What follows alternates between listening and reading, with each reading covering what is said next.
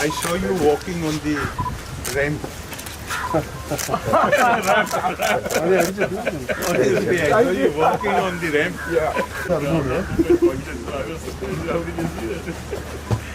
जनगण मंगलदायक जय हे भारत भाग्य विधाता जय हे जय हे जय हे जय जय जय जय हे. Extremely honored and delighted to present the welcome address to this August gathering. This is so precious a moment because aside from the fact that this meeting underlines the success of treating hundreds of liver cancer patients at KIMS Global, the Institute has an agenda of spreading and propagating continuous medical education, and for this multiple departments put an effort to invite relevant faculty both from international and national spectrum under one roof for next 2 days, and the aim is to delve on the details of management of liver cancer. And without his support, this meeting would not have been of such a magnitude. We cordially welcome you, sir. It's my honor to welcome my own teacher, Professor Subhash Gupta, who is the director at CLBS Max New Delhi and has done almost more than 4,000 liver transplants in India.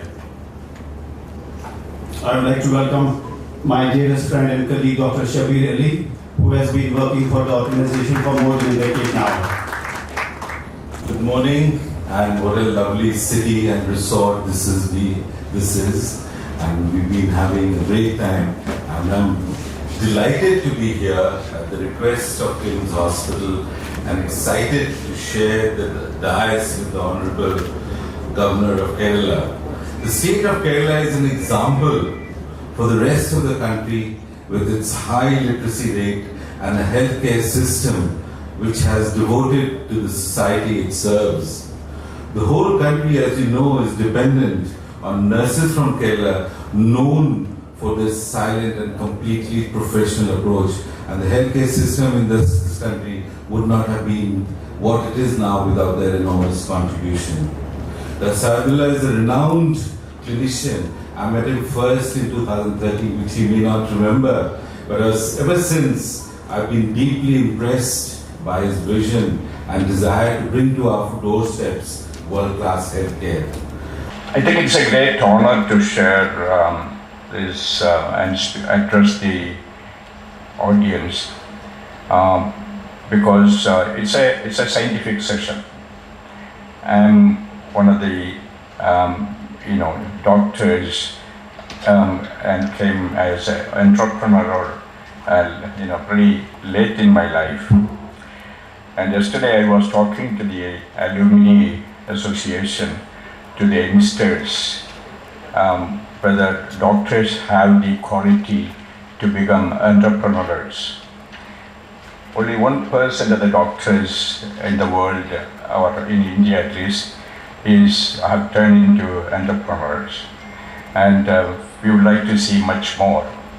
And in fact, speaking about the qualities, we do have the quality. We have the leadership, you have the decision-making capabilities, we call it strategic management capabilities. We have the communication. At least we should have the communication, and we should have human relations, and that is mainly about our patient rapport.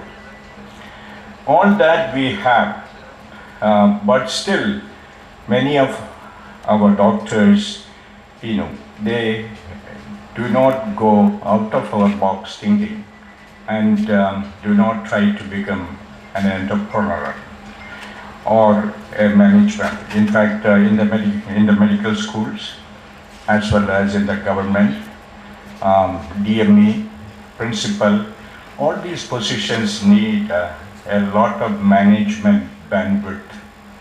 And if they have, I think the government should voluntarily train them before they become and take up these responsible positions.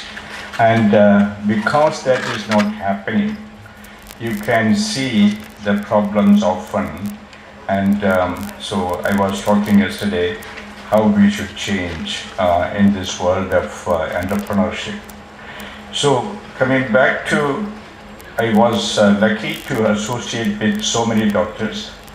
I enjoyed my job as an internist and an intensivist, and but slowly, last few years, I'm more into administration, but still I keep with these youngsters in all that is happening around the world. So we wanted to promote transplant services of all kind, and so at least we are somewhere there, and we have not started the cardiac transplant, and we are on the way, we have the permission, and we are looking for an opportunity to go ahead and do that. So in this context, actually we have started a series of conferences in relation to transplant or leading to transplant, and especially liver diseases and liver transplant is one of the common things. I remember I referred a patient, actually, please excuse me because Honorable Governor told me that I can take more time. Thank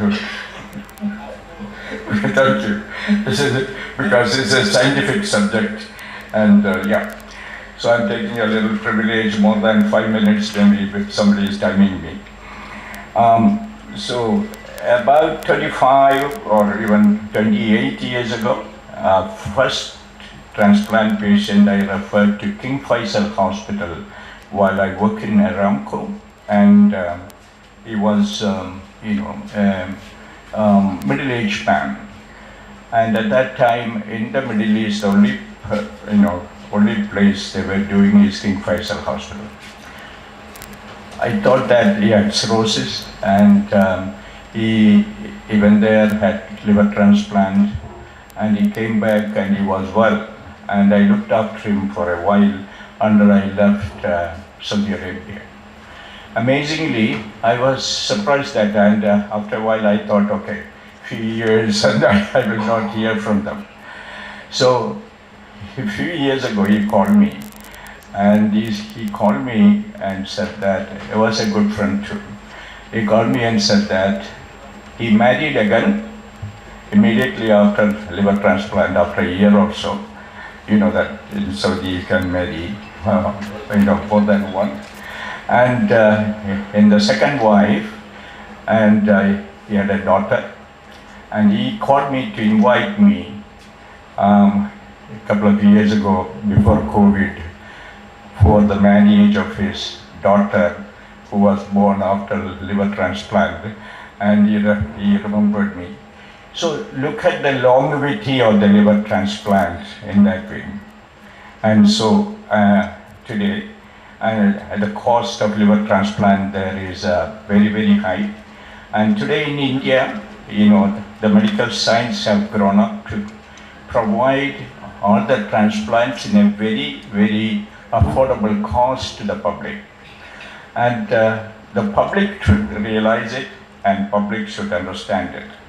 And probably in the metros like Delhi, where Dr. Subhash Gupta is doing a great work, and other places, it may be aware, they may be aware, but I think in Kerala, the awareness is not bad, but the opposition to some of these things without any rhyme or reason, even from professionals of our own medicine, are also amazing.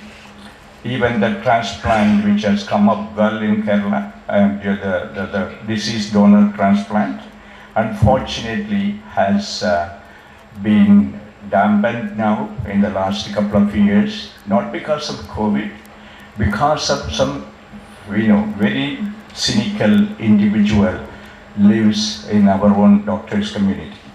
So I think this is a some of the menaces we have to face with. And so we have started this APCON series, and we also mean to make awareness of the people due to various programs in the public, so that at least some people's mindset can change. In Kerala, all of you know, I'm sure that you are deliberating on that, and the liver diseases is very common. And we started a liver clinic by Ajit and Madhu Shashikaran, our gastroenterologist, and they register all the chronic liver diseases, and they do every 6 months ultrasound with or without AFP, and try to find out the diagnosis of SCC at the earliest. However, this is a very limited population what we are doing, and early diagnosis, which is either early or at least intermediate diagnosis, happens in the Western world, whereas we are still 40 to 50% of the diagnosis of liver problems and liver cancer happen in the late period. So the late diagnosis unfortunately affect the prognosis very badly, and so that is another area we have to make the public aware of.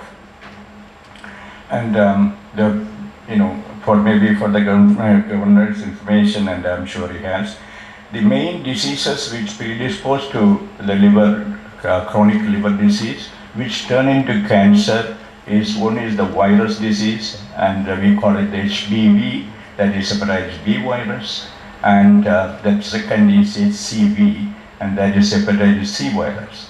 Today, globally, there is an immunization process, and the rates have come down considerably, and even in India.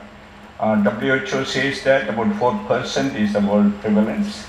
And in fact, we did an epidemiological study in Kim's Health in our hospital, and we screened 23,000 patients over a 12-month period, and our rate among the patients attending the hospital was 0.7%.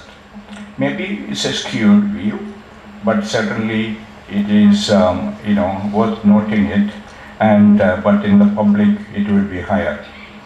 In Kim's Health, we did another study at the same time, probably along with that. 20,054 patients were screened, and for HCV, and 0.2% was the prevalence in 2014. Again, maybe a lot of referred patients come to our place, and so that's the reason, a low incidence than the international quoted incidence.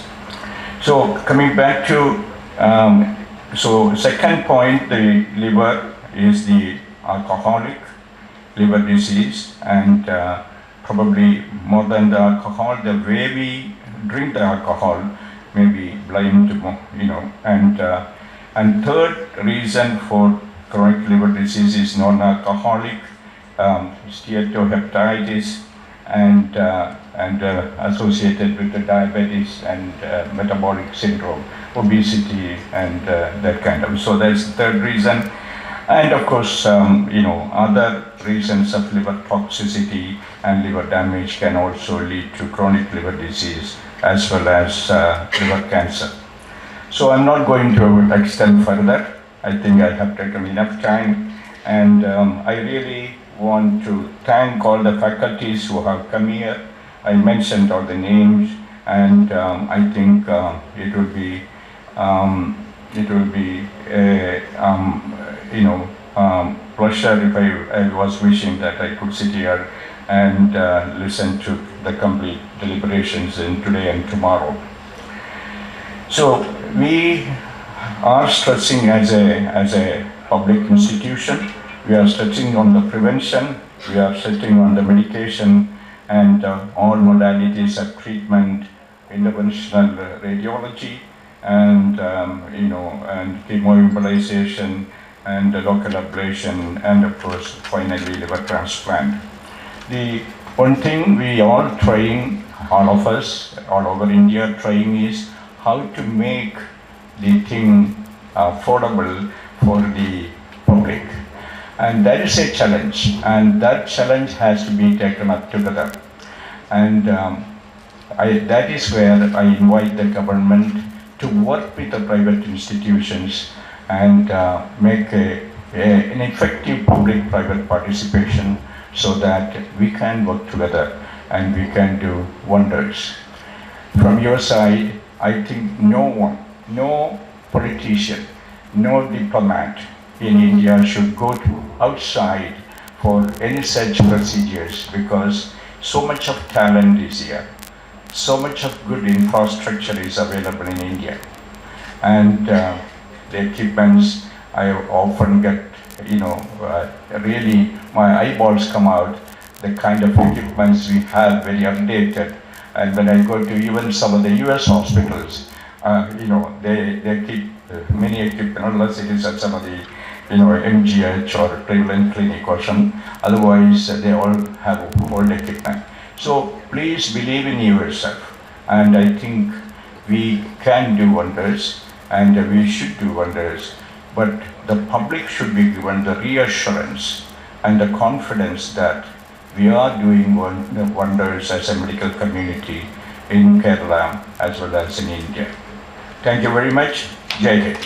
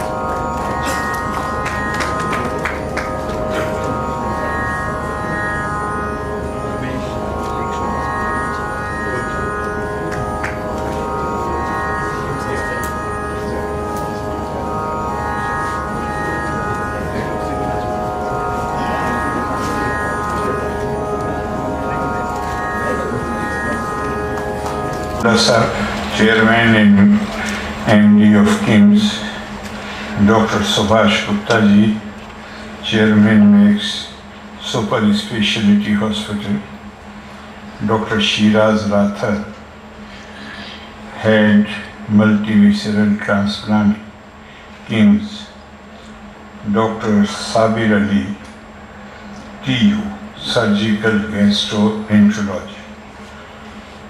സഹോദരി സഹോദരന്മാരെ, എല്ലാവർക്കും എൻ്റെ വന്ദനം. I must express my gratitude to Dr. Sadullah Sahab for inviting me and giving me this opportunity to interact and meet so many experts of medical science, particularly those who have acquired special ability, competence to do liver transplant and deal with problems associated with the liver. I would Dr. Sadullah and KIMS Health, they deserve not only appreciation but admiration for organizing this conference on liver diseases, which has become a serious health challenge all over the world. Ever since COVID pandemic, we have been and we should have been more vigilant and cautious about the possibility of unprecedented health challenges. You would all recall that during the year of pandemic, the entire world was in a state of uncertainty, since there was neither cure nor solution to effectively address the crisis. At the same time, India succeeded in transforming that adversity into an opportunity. First, by putting our resources to the best use to become the vaccine pharmacy of the world, and then by containing the pandemic through healthier lifestyle and the biggest ever vaccination drive. The lessons we learned from the pandemic was that today, disease anywhere, sickness anywhere, is a threat to health everywhere. The world has become a global village, and it is our duty to ensure better health infrastructure and above all to strengthen our knowledge base in health and allied subjects so that we equip ourselves to meet any future crisis. Though liver disease and cancer are not unprecedented health challenges, their gravity has become much greater, and possibility of their increased incidence in the near future requires us to be well prepared to address the issue. I feel that this conference is a sincere attempt to share valuable insights and updates on prevention and management of liver diseases so as to enable our medical professionals to offer best services. The speech which I have come prepared with, it mostly talks about the subject which you are discussing in this conference. But I am personally not an expert. Therefore, if you will allow, this is inaugural session, Doctor. So you will discuss all these things in the technical sessions. And you are experts. I am nobody to lecture you on this subject. Therefore, I will take your permission that instead of speaking on this subject, I discuss something else which is equally important or maybe more important to deal with any health crisis, to deal with the patients, which may be helpful, which is normally helpful not only in your profession, but any other profession as well, where you are expected to deal with the people. We, in India, normally people think that when we talk about India having been the storehouse of knowledge,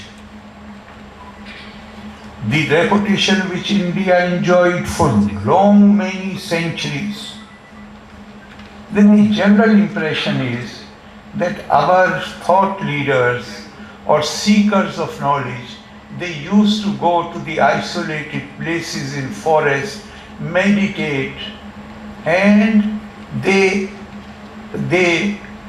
try to devote themselves rather to understand the self.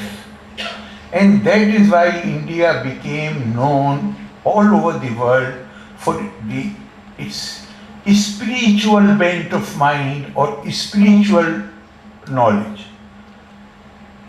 Partially it is correct, but it is not totally correct. The Indian tradition has always been that of Gyan Vigyan Sahitam, the science of inner self, the science within and science without. And ordinary things will prove, of which we normally do not take notice, that physical sciences, they were not ignored in our tradition. It is true that we recognize the whole human body as mini universe. We try to understand the inner nature of man, but physical sciences, medical sciences were not ignored. We have this great tradition. When I say Ayurveda basically medicine. When you bring new research, when you develop it further, then it becomes same knowledge which you have pursued in your medical college. Life is dynamic. It is not static. Any living organism, whether it is human beings or even plants or animals, they either grow or they decline.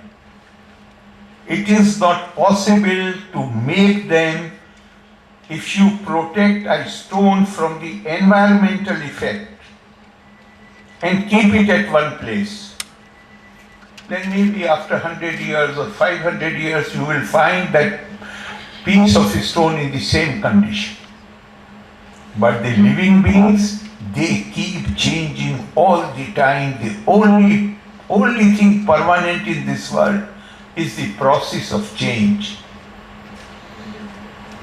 So there is need not only for innovation, not only to find out new methods to treat the diseases, but also to learn best practices from anywhere in the world. Ano bhadra kirtavo yantu vishvata. Let noble thoughts and noble thought include the new research, the innovative methods developed by anybody, that we take advantage of them. We ourselves should pursue research, and we should also try to give to the world these beneficial things so that diseases can be tackled more effectively. But the real point which I wish to highlight is, as it has been said, that the purpose of medicine is to cure the patient. But the aim of medicine must be to prevent the disease. And I can say from my own experience, you deal as a patient. On occasions I have been admitted into hospital. So I can say from my own experience, you deal with many patients every day. I think more than the medicine, it is the confidence which your attitude, which your care gives to the patient that helps him to fight the disease or recover from the problem. a sympathetic, a compassionate attitude. And whenever I go to a meeting like this, I always tell people that whatever fee we pay to the doctors, it is for the trouble which they undertake. But we always, for their kindness, for their care, there is no way we can pay them back. We always remain in debt to them. And in the Indian tradition, the healer has been given a divine status. And we must so, not only that we will use the medicine, we will also try to give the patient inner strength. But sometimes, I mentioned about it on one occasion earlier, sometimes somebody very good friend of mine, I came to know that he has been admitted, does not live in Delhi, but has been brought to Delhi. And he is suffering from some malignancy. I went to see him.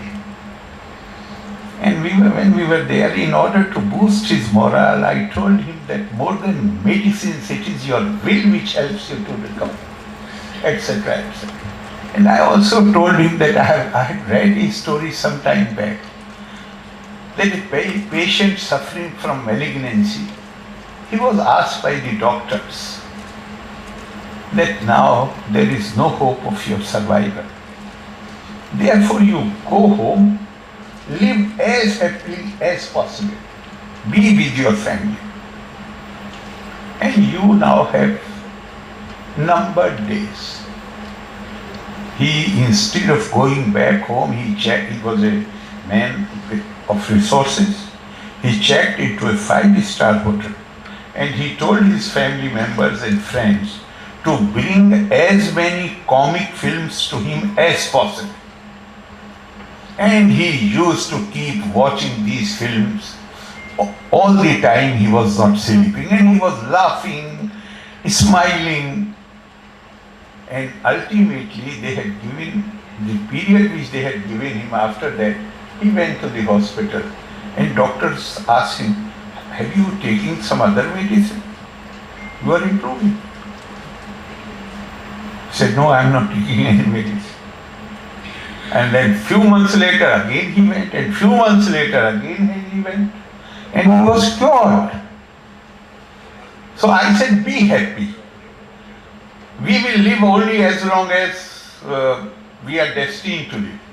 So don't get overwhelmed by the anxiety that you have this problem. And his family members called me a few days later. He was fond of his drink. So they called me later that, what have you told him? I said, I told him that make your will strong. Be happy. Do things which make you feel happy. And he has again started drinking and heavily, and he's saying that, he took my name, and he said that live in a manner which makes you happy. So I'm not talking that kind of happiness. But it is important, it is really important how we deal with the patients. And you are engaged in such a noble profession. The most noble profession in the world I consider two: teacher and doctor. You are engaged in that profession. You have taken some oath. You are aware of that oath. You do your best, I know. But like we need to clean our body every day, I feel that certain basic things which must affect, influence, inflect our attitudes, our feelings, they need to be reminded every day. There is a importance of the health. Nothing is possible without health. You cannot do anything if you do not have, your health is not good, you do not have physical strength. A young boy went to, very pale, feeble, weak looking, went to Swami Vivekananda. Swamiji, I want to understand from you, to explain to me, how do I study Gita so that I am able to internalize the message? Swami Vivekananda looked at him, saw his health condition, and told him that it will be much better for you to play football than study Gita. First you improve your health. So you are engaged in that task where with your help people can fight their problems and be in a position to make their lives better, and by their contribution they can try to make the society better. That's how I'm reminded of a saying which has just 5 words. But I find it so profound and so grave that whenever I meet the doctors, I feel like sharing it. In Muslim tradition,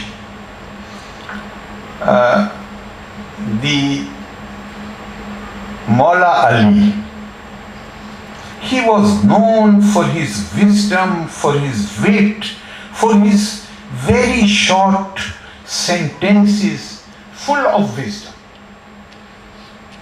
He said, Sihatul jasadi min qillatul hasadi. More I think about it, more I feel that people like you can write a book on that. He says your health depends on how much less sense of negativity you have. If you do not have negativity in your attitude, you are likely to be very healthy. And I think now science is also coming to the same conclusion, that a positive attitude and positive attitude with a sense of compassion, karuna, that brings you internal happiness. And when you have that internal happiness, your health improves, your strength improves, and you are in a better position to deal with the problems which you are dealing with. We get out of life what we put into it.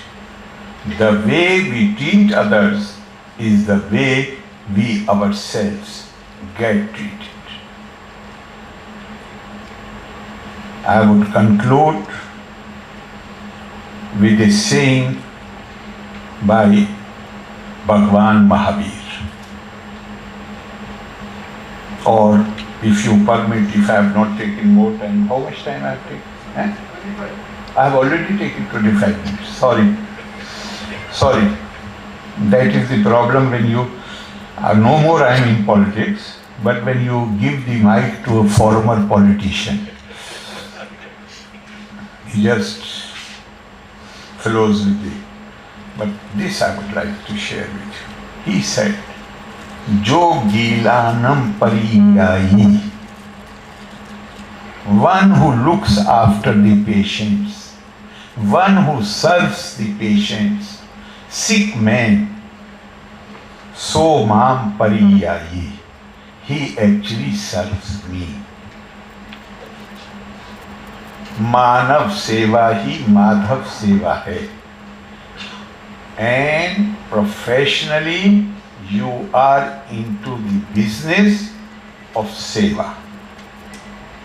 I wish you all the best. All my compliments to you. And I hope and I am confident that from this conference proposal will emerge which will help the policymakers.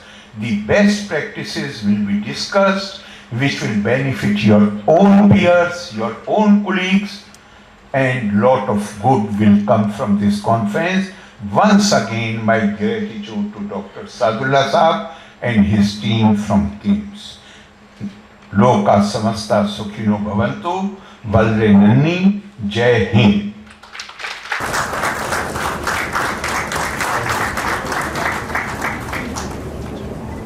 Organizing committee, extend my sincere thanks to the Almighty for making today's event possible. On behalf of KIMS Health, I am grateful to our guest of honor, Sri Arif Muhammad Khan, Honorable Governor of Kerala, for sparing his valuable time for us and gracing us on this occasion. I also want to thank Dr. M.I. Sahadullah, KIMS Health CMD, for his active participation and always supported us and encouraged us in our academic activities. I must mention our deep sense of appreciation for Professor Dr. Subhash Gupta, who has taught many of us and has always graced us in all our functions with his presence and blessings. The wheel started rolling weeks ago and requires planning, practice and bird's eye for details. We have been fortunate to be backed by a team of very proactive and dedicated staff. I thank all of them. And I am gratified to all the audience and all the respected faculty came here and has come for the interaction and ready to give us the wisdom. And I thank all of you, all the delegates, all of you. Thank you all. Thank you for